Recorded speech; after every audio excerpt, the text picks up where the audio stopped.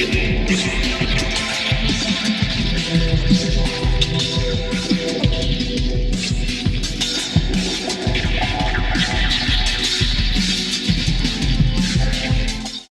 and welcome to Through the Lens. I'm your host, Azure Lefeld, and joining me today is our guest, Matt McMahon.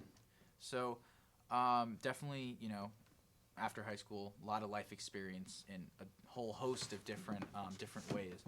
What was it that made you want to go back to school?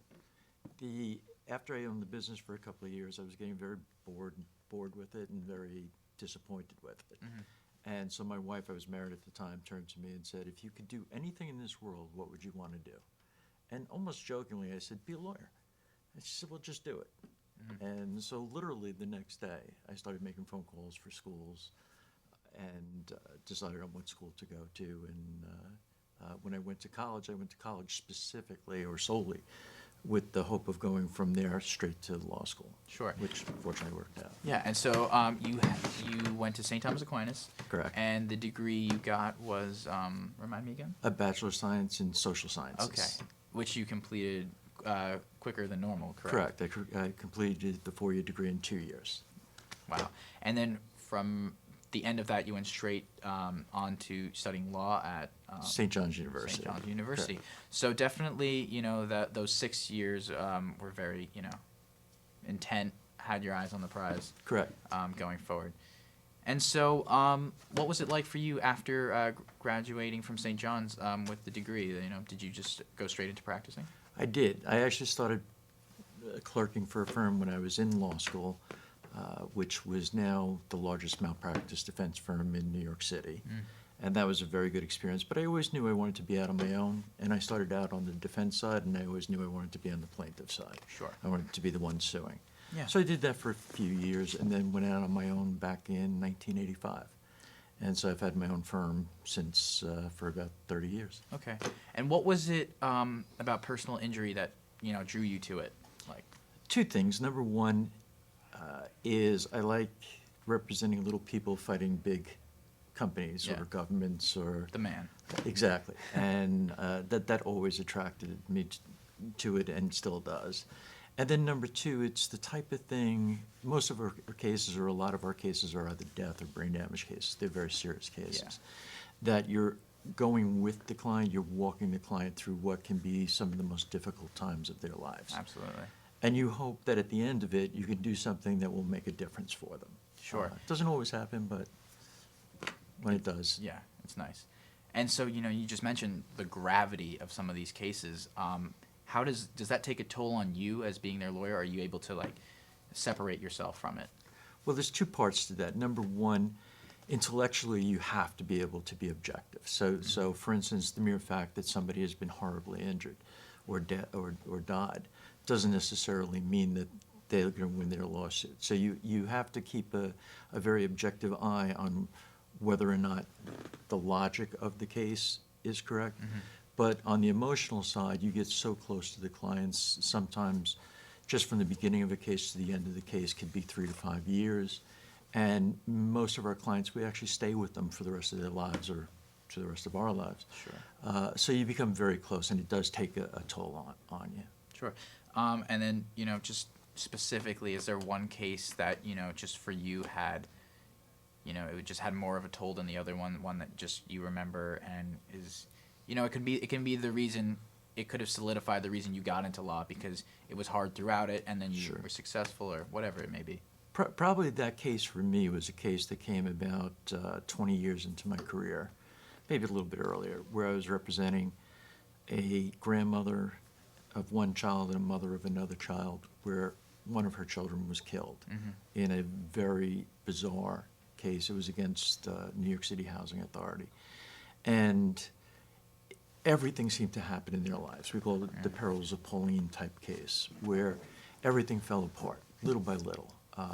And people around these children actually ended up either dying or disappearing, so much so that before the time that they had hit their majority, which was about 5 or 6 years after we had finished the case, I actually ended up having to be appointed their guardian in order to help them, and we had them emancipated so they were out living on their own when they were 16.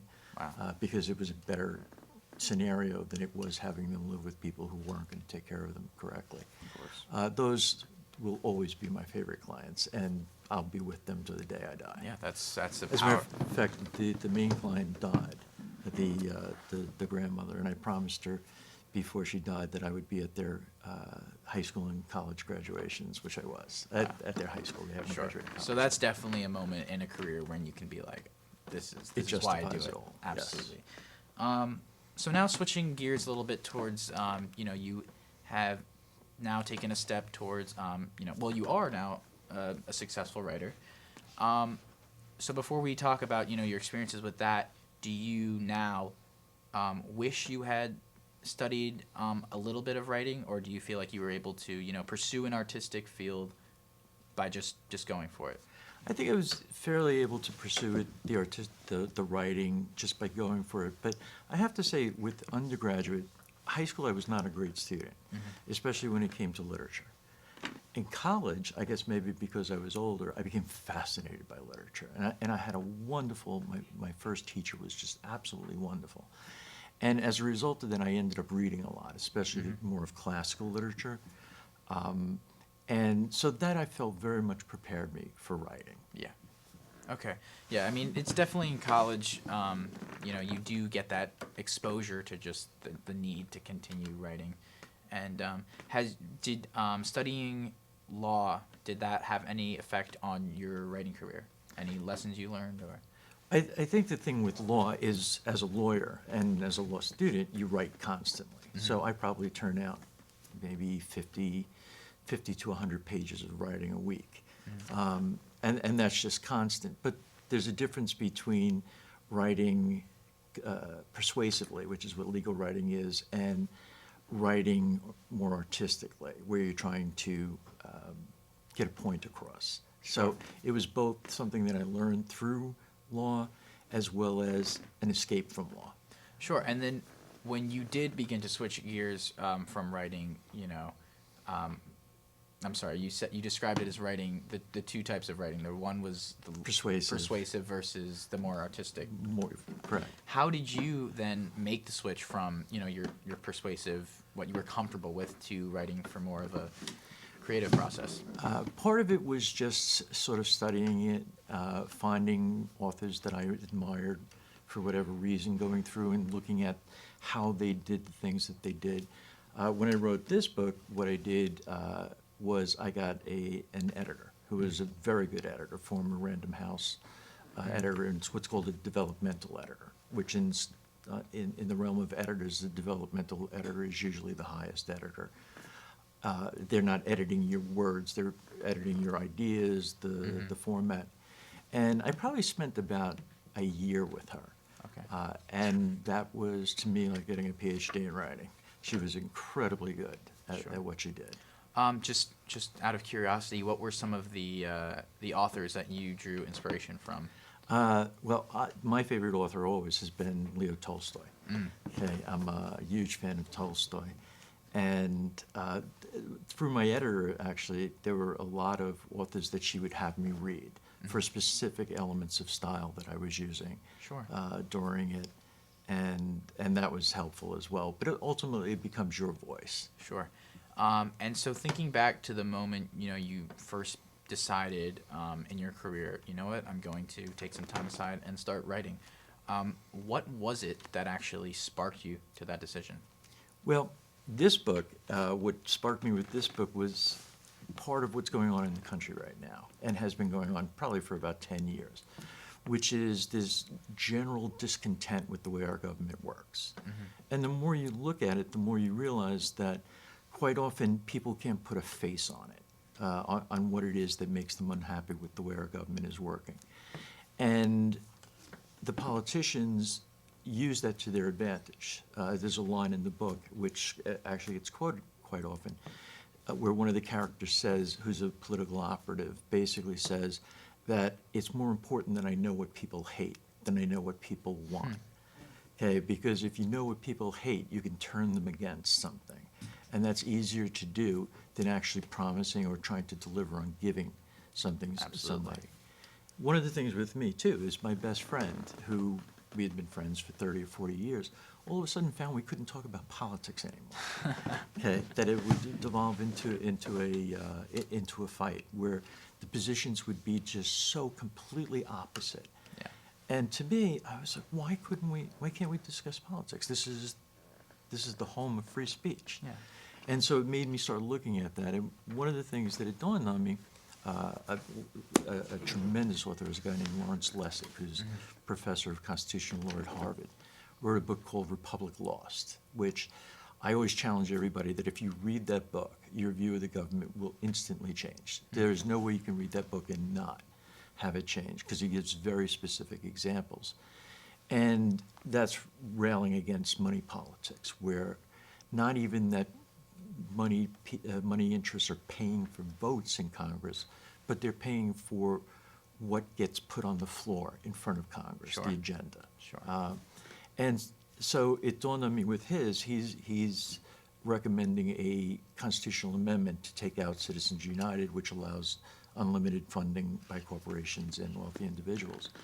And so it dawned on me, going back, is that we had one constitutional convention in 1787, and in 228 years since then, we have never had another constitutional convention. Yeah. So what document doesn't become stale after 228 years? And so the basis of the book, which started me to look at actually writing the book, was the concept that on the 250th anniversary, which will be 2037, that the American people, being so discontent with the dysfunction of government, call for a second constitutional convention. Sure. That takes place on the 250th anniversary. And then the consequences of that, how that plays out a little bit into the future when the president is tried for high treason. Oh, sure. Under the new Constitution. Okay. And if you want to just hold up the book Sure. really quick, show the camera that. And so that, how recently was that published? This was published November of 2014, was Sure. when it came out. It was timed specifically for the next presidential election. So it was timed to go from basically November of 2014 to have a shelf life to November of 2016. Okay. And how's it, obviously we know it's been quite successful, but how have you viewed that success? It's been very encouraging to me. This is reading the reviews is always a good thing. Yeah. Fortunately, the majority of the views have been very good on it. Even when they've had criticism, they've been very good. A few people are just that the subject matter seems a little too daunting to them, Yeah. which was one of the big challenges, is to take something that is a rather important subject and make it understandable by putting it into a fiction, making it a thriller, essentially. Sure. And then being somewhat involved in the movement towards a new constitutional amendment. Part of the thing with this is the website that we created, which is mentioned in the book, called the Bleedosphere, which is a play on blogosphere. Yeah. Okay, because it's based on the concept that most Americans, and this is backed up by research from Princeton and Northwestern University, that the average American in the United States has absolutely zero influence on the policy changes or decisions that are made in the United States. So that basically we're bleeding sheep. Yeah. That's about how strong we are. But if we all join together and bleat with one voice, we can change that, as long as we don't let politicians go after what we hate. Got it. Instead of what we want. Sure. So if you had to sum up really quickly, who the intended audience for this book would be, how would you characterize that? Well, the ones who seem to enjoy it the most are anybody who's into history or politics. And thriller fans enjoy it, especially if it's legal thriller. Obviously, about half of the book takes place during a trial, Okay. which is the president's trial for high treason. So that's obviously my forte.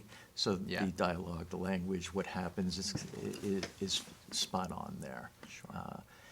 And people who, for instance, one of the editors that we used, because we use many editors for it, one of the editors that we used was actually an editor who specializes in romance novels. And the reason we used her, she was one of the later editors, is to see whether or not it would be understandable and interesting to people who go into that genre Okay. of books. And they felt that it was certainly understandable. Some people are just going to fall asleep Sure. when they hear what it's about. and others will find it interesting. Okay, great. Well, for the last question we have, this is a question that we kind of ask most of our guests is, how do you balance, obviously you're still practicing law very successfully. How do you balance that with your creative endeavors? How does that work throughout the day? Well, the first thing is I think that everybody needs to have a creative outlet, whether it's playing an instrument, which I have no talent for, writing, acting, anything else. So I think it actually just helps you to keep a more rounded life. For me, it's more of an avocation than a vocation. So I do most of my writing while I'm driving, commuting or driving places, using dictation, and then transcribe it, which is actually an extra step in the editing process. So it makes it a little bit easier from the editing process. Where the things that it's taken away, I have other interests or other hobbies that I've given up. My practice is generally 6-7 days a week, so it doesn't conflict with that. Sure. But you need an escape from that. Absolutely. And the artistic is a very, very good escape. All right. Well, thank you so much, Matt, It was a for joining pleasure. us today. Thank you. Absolutely. Pleasure is all mine.